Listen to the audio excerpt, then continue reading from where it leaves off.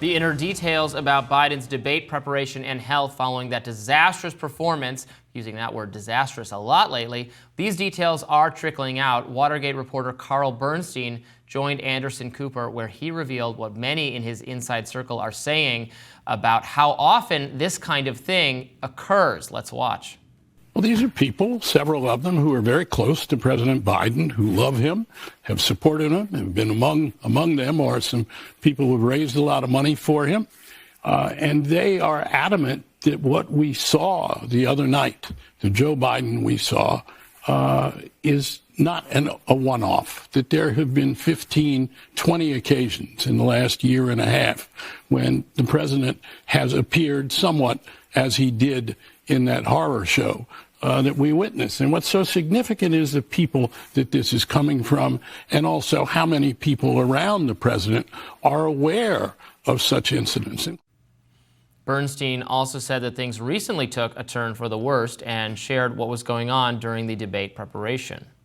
These people who have supported him, loved him, campaigned for him, see him often, say that in the last 6 months particularly, there has been a marked incidence of cognitive decline and physical infirmity. What I wonder about is the people who were, working with him at Camp David, allegedly in this intensive debate prep, if there were concerns there about this, and I don't know if you have got any word about that, but how anybody involved in that debate prep, didn't anybody see something was amiss? The debate prep was supervised by Ron Klain, who has been with President Biden for many years. And people I've talked to have all been to Ron Klain in the last year to say, we have a problem.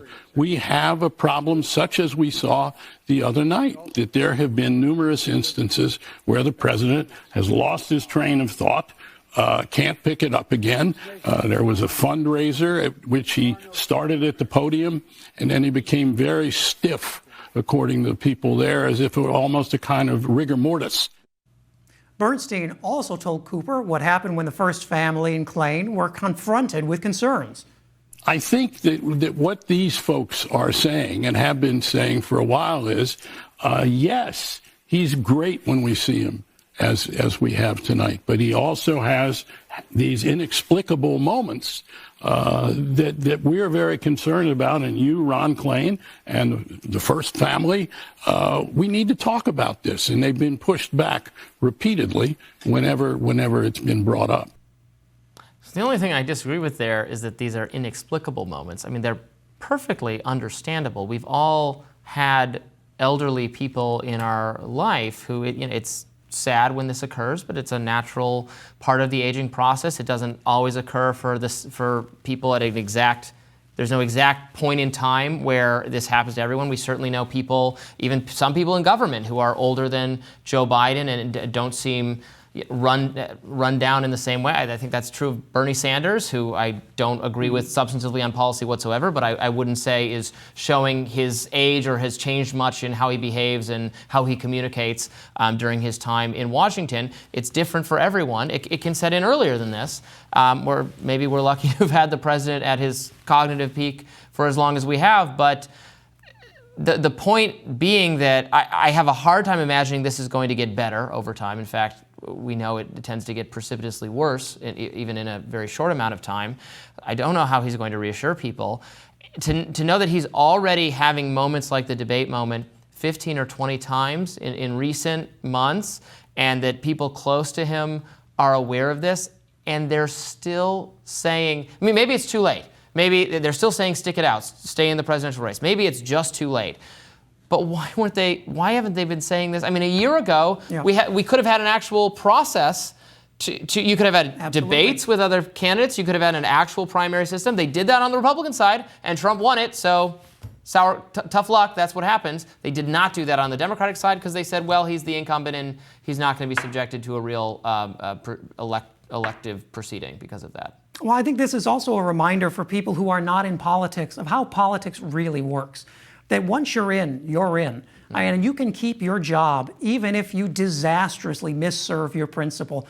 Ron Klain, the people who, by their own admission, have shielded Joe Biden from the press and from other advisors for much of his term. are still in jobs. Ron Klain is still a trusted advisor getting phone calls about what to do. I mean, in any other industry, if you misguided a CEO this poorly, you'd be done. Yeah. But my concern here is we're also very selective in how we talk about this.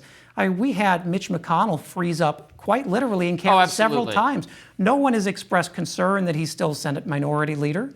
We've had Donald Trump spinning around names, inventing things that didn't happen in front of cameras, rambling off for years. Nobody seems to ask whether he's fit to run for office. But there is a culture of secrecy in politics that we saw with Dianne Feinstein. Oh my God. We certainly see it now with Mitch McConnell, who I can guarantee is not the last time that's happened.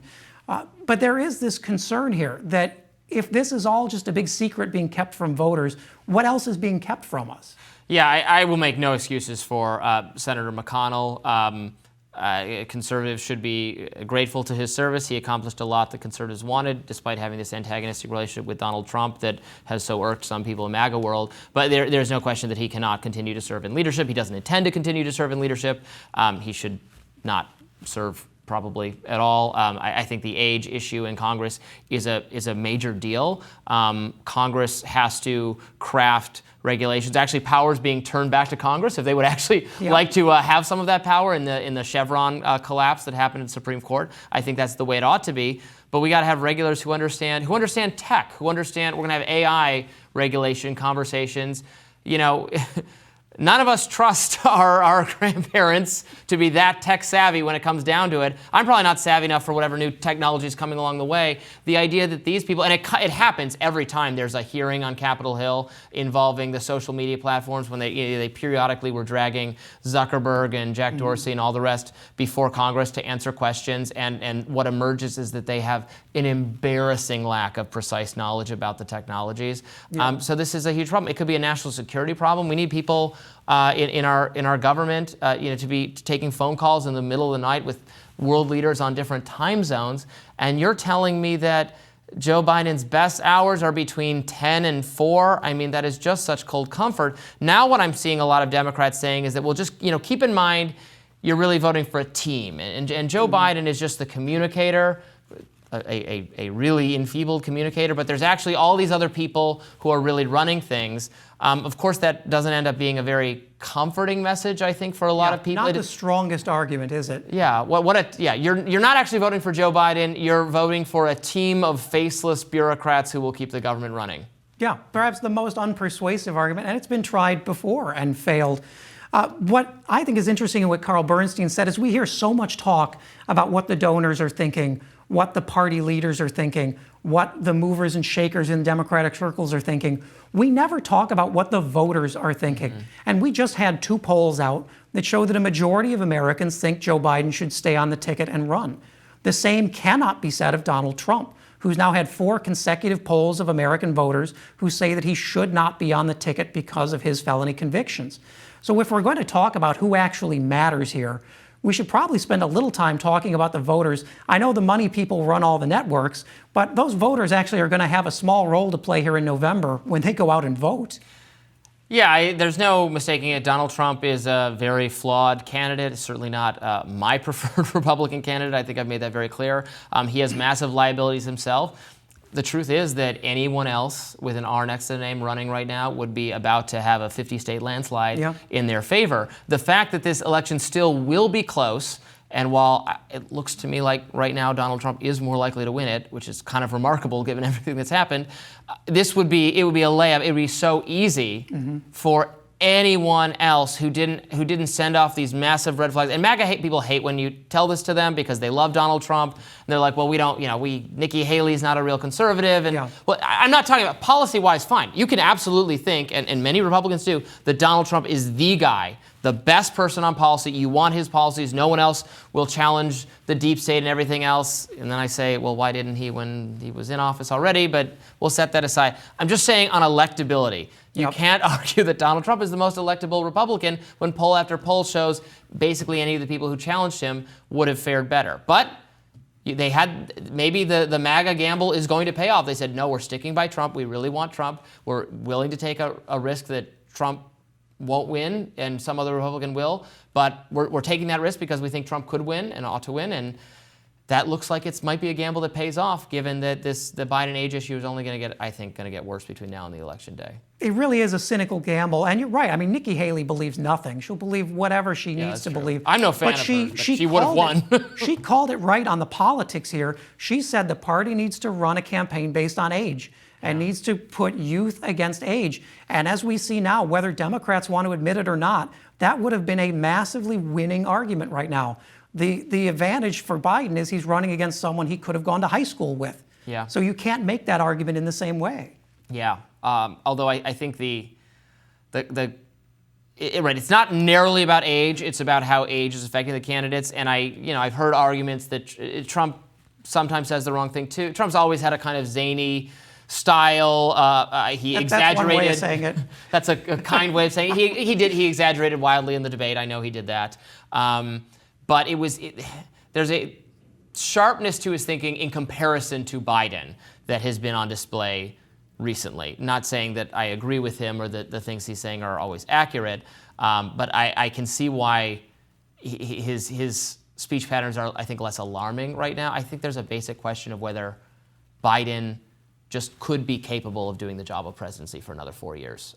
Separating ideology or policy or anything else, to make that argument, you essentially have to make the argument that who the president is does not matter. It's just which party is in control, which determines which actual decision makers, expert bureaucrats, which class of people are taking the reins, and that is not a politically palatable argument. Yeah, not at all. I think you have this challenge with Democrats. They hate to admit that perceptions matter and that voters prefer a strong and clearly voiced candidate to one who's mumbling, who's staring, who seems to get lost in his own thoughts. And when you make the argument that this election is critical because we cannot elect Donald Trump because who is president matters, you can't then also say, it doesn't matter on the Democratic side who's running the White House that day. Yeah. I mean, this is a circle Democrats walked themselves into without thinking it through, and now there's no clear exit path. Yep. More Rising right after this. Oh, excuse me, that does it for us today on Rising. Actually, that was our last segment of the day. Thank you so much for tuning in. Max is going to be back here tomorrow as well, I believe. I am. Thank you so much. Fantastic. Be sure to like, share, and subscribe so you never miss any content. And for those of you who like to listen while on the go, we're now available anywhere that you can find podcasts. Thanks so much for tuning in. See you back here tomorrow.